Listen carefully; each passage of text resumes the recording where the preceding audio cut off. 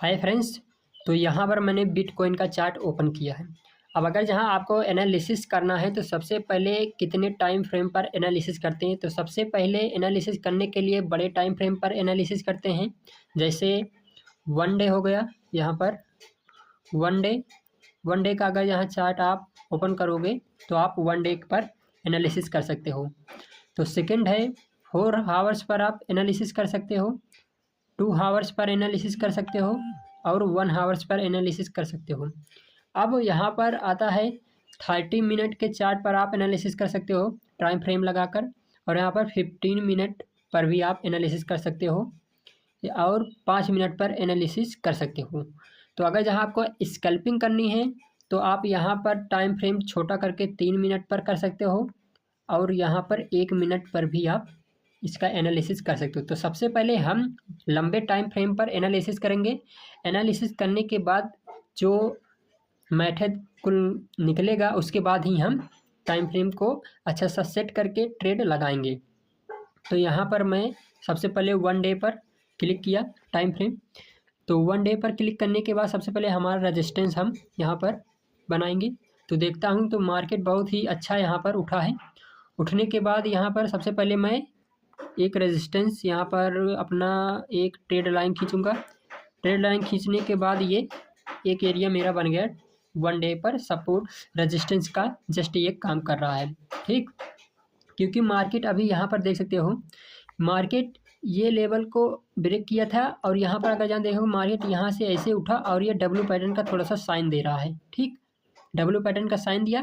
Sign देने के बाद जस्ट फर्स्ट वाले पर जो हाई है उसको ब्रेक नहीं किया और 2 कैंडल रिजेक्शन देने के बाद वन डे का जो कैंडल सेलेक्ट किया मैंने, टाइम सेलेक्ट किया है, वो यहाँ पर बहुत ही अच्छा एकदम सॉलिड बन रहा है। तो यहाँ पर मैं वन डे को अब चेंज करके 4 आवर्स पर आता हूँ। 4 आवर्स पर आने के बाद यहाँ पर मैं इसे छोटा करता हूँ। टाइम फ्रेम छोटा करने के बाद यहाँ पर देख सकते हो कि जो मैंने वन डे के चार्ट पर एनालिसिस किया था, ट्रेड लाइन खींचा था, वो इसका बहुत ही अच्छा सा मैच कर रहा है। यहाँ पर जो एरिया बन रहा है, यहाँ ये वाली एरिया देख सकते हो, अभी इसे ब्रेक नहीं किया है। ठीक, अभी इसके नीचे हैं, तो बहुत ही अच्छा बन रहा है। तो अभी 4 आवर्स पर हम इसका एनालिसिस करेंगे। 4 आवर्स पर यहाँ पर देख सकते हो कि इसका कैंडल बहुत ही सॉलिड बन रहा है। कैंडल बनने के बाद यहाँ पर आप देख सकते हो कि ये जो नीचे वाला कैंडल है हैमर बनाया है 4 आवर्स पर। तो इट मीन्स इसका मतलब है कि मार्केट ऊपर जाने का चांस बढ़ सकता है। तो यहाँ पर अब 4 आवर्स पर हम यहाँ पर 2 आवर्स पर भी आ सकते हैं, आए और इसका हम ये भी एरिया देख सकते हो जो मैंने यहाँ पर ये वाला एरिया खींचा है। अगर जहाँ आप 4 आवर्स पर या फिर वन डे पर अगर जहाँ आप इसका सपोर्ट लोगे तभी ये बहुत ही अच्छा काम करेगा। और अगर जहाँ इसका अभी जस्ट रेजिस्टेंस जो बन रहा है, यहाँ पर रेजिस्टेंस बनने के बाद ये सबसे हाई है, तो इसका हाई इसने अभी ब्रेक नहीं किया है, ना तो 4 आवर्स पर, ना तो वन डे पर, ना ही 2 आवर्स पर। अब इसके बाद मैं यहाँ पर 1 आवर्स पर आता हूँ। 1 आवर्स पर आने के बाद यहाँ पर देख सकते हो आप जो मैंने छोटी सी मिनी ट्रेड लाइन को ड्रा किया था, खींचा था, उसको ऑलरेडी इसने ब्रेक कर दिया है।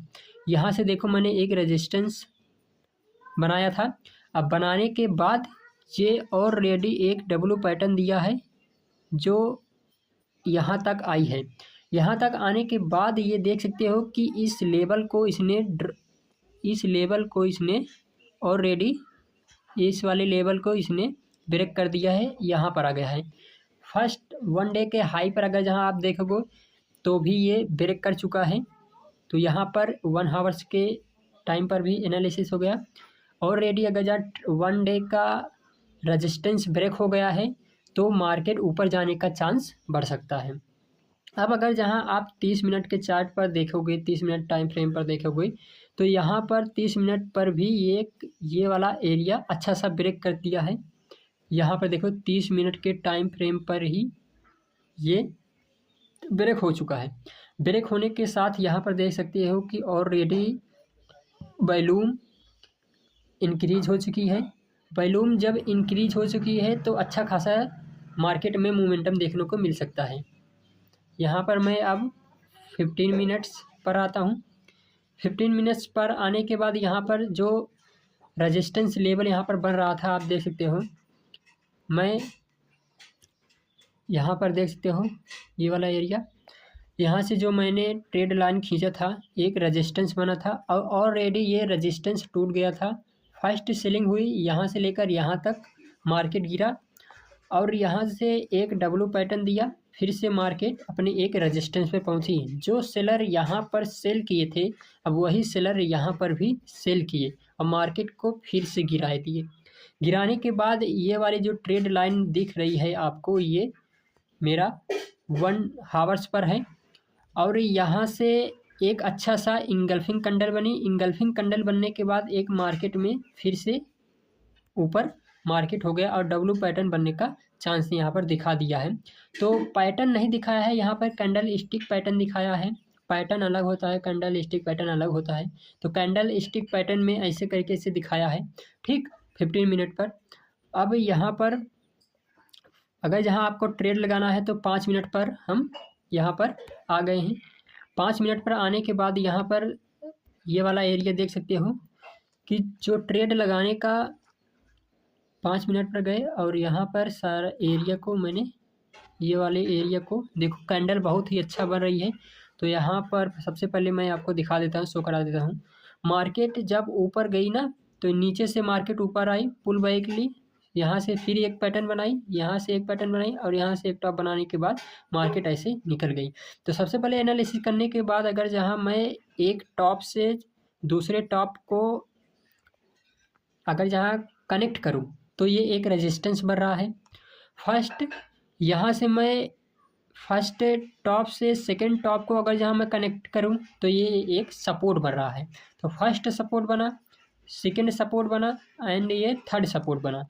फर्स्ट रेजिस्टेंस बना, सेकंड रेजिस्टेंस बना और थर्ड रेजिस्टेंस बनने के बाद यहाँ से इतनी लिक्विडिटी कम कर दी इसने, ठीक। अब कम करने के बाद यहाँ पर आप देख सकते हो कि जिसने पहली बार यहाँ फर्स्ट टॉप पर बाय किया था उसने सेकंड टॉप पर भी बाय किया, जिसने सेकंड टॉप पर बाय किया था उसने थर्ड टॉप पर भी बाय किया है। तो बाय करने के बाद यहाँ पर एक मोमेंटम आप देख सकते हो कि कितना अच्छा सा मोमेंटम ये यहाँ पर मिला है।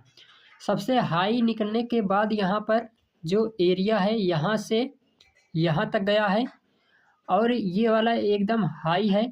अगर जहाँ इसका ब्रेक करेगा उसके बाद ही मार्केट ऊपर जाने का चांस है। ऑलरेडी जिसने यहाँ पर सेल किया था इस वाले एरिया पर, यहाँ पर भी सेलिंग होगी, चाहे छोटी सी रिजेक्शन देखने को मिले लेकिन देखने को मिलेगा, क्योंकि ऑलरेडी ये यहाँ पर आप देख सकते हो यम पैटर्न बना है। चाहे डबल टॉप कर सकते हो या फिर इसे यम कह सकते हो, दोनों ही सही होता है। अब यहाँ पर छोटा सा जो आपको एरिया दिखाई दे रहा है, ये वाला मैं छोटा करता हूँ, ठीक। छोटा करने के बाद यहाँ पर आप देख सकते हैं कि ये वाला एरिया जो बन रहा है, फर्स्ट टॉप पर यहाँ पर सेलिंग हुई थी, फिर मार्केट में एक डब्लू पैटर्न देने के बाद यहाँ पर ऐसे गिरा, फिर से उठा, फिर से नीचे आया। अब नीचे आने के बाद फिर ऐसे करके मार्केट थोड़ी देर साइड बेस रहा, फिर मार्केट ऊपर गया। तो इसका मतलब है कि जिसने यहाँ पर सबसे पहले जब सेलिंग हुई थी तो यहाँ पर मैंने एक रेजिस्टेंस एरिया बना दिया था, उसके बाद मार्केट गिरा, फिर से मार्केट यहीं इसी रेजिस्टेंस पर आया तो मार्केट फिर से गिरा। अब यहाँ पर थर्ड पॉइंट पर आ गया है और मार्केट थोड़ा सा गिरने का चांस है, क्योंकि अगर जहाँ बायर अभी एक्टिव दिखाई दे रहे हैं तो इसके साथ ये हो सकता है कि छोटा सा एरिया यहाँ पर मिल सकता है। तो अगर जहाँ आपको सेलिंग का देखना है तो सबसे पहले यहाँ पर हमें थोड़ा सा वेट करना पड़ेगा रिजेक्शन का। जब रिजेक्शन कैंडल हमें दिखे, जैसे हैमर हो गया, हैंगिंग मैन हो गया, या फिर शूटिंग स्टार हो गया, या फिर बियरिश का इंगल्फिंग कैंडल हो गया, तो यहाँ पर एक अच्छा सा इस वाले एरिया पर एक अच्छा सा हमारा सेलिंग ट्रेड बन सकता है।